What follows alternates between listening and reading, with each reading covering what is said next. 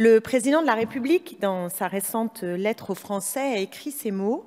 Chez nous, l'éducation, la santé, la sécurité, la justice sont accessibles à tous, indépendamment de la situation et de la fortune. Alors nous allons passer aux travaux pratiques parce que à ces mots, je réponds que nul n'est plus aveugle que celui qui ne veut pas voir. La France avait, il y a 25 ans, le meilleur système de santé au monde.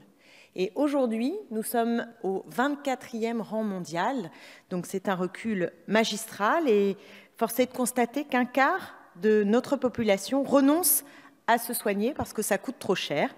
Les inégalités prennent malheureusement ici un visage particulièrement tragique puisqu'il y a aujourd'hui en France 6 années d'écart d'espérance de vie entre un ouvrier et un cadre. Les inégalités ne sont pas seulement sociales, mais elles sont aussi territoriales.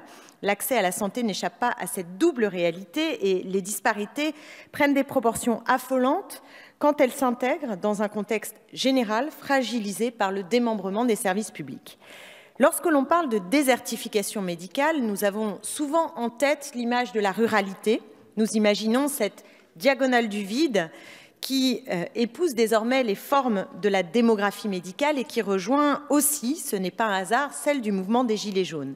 Mais je tiens à rappeler que les déserts médicaux sont aussi bien présents dans certaines banlieues populaires et en tant qu'élue de Seine-Saint-Denis, je mesure quotidiennement les défaillances d'une médecine qui est à la fois absente et lacunaire. Et dans mon département, en 2017, 100 000 habitants se partageaient 59 cabinets de généralistes. Imaginez ce que cela peut impliquer en matière de délai d'attente et de risque aussi pour la population. Un chiffre me glace encore davantage. Dans mon département, vous avez 2 fois plus de chances de mourir d'un accident cardiaque qu'à Paris. 2 fois plus de chances de mourir d'un accident cardiaque qu'à Paris. Et je ne doute pas que vous êtes très nombreux à être confrontés à cette situation dans votre circonscription, chacune et chacun d'entre vous, car au total, ce sont plus de 10 millions de Français qui doivent subir les conséquences d'un accès limité aux soins.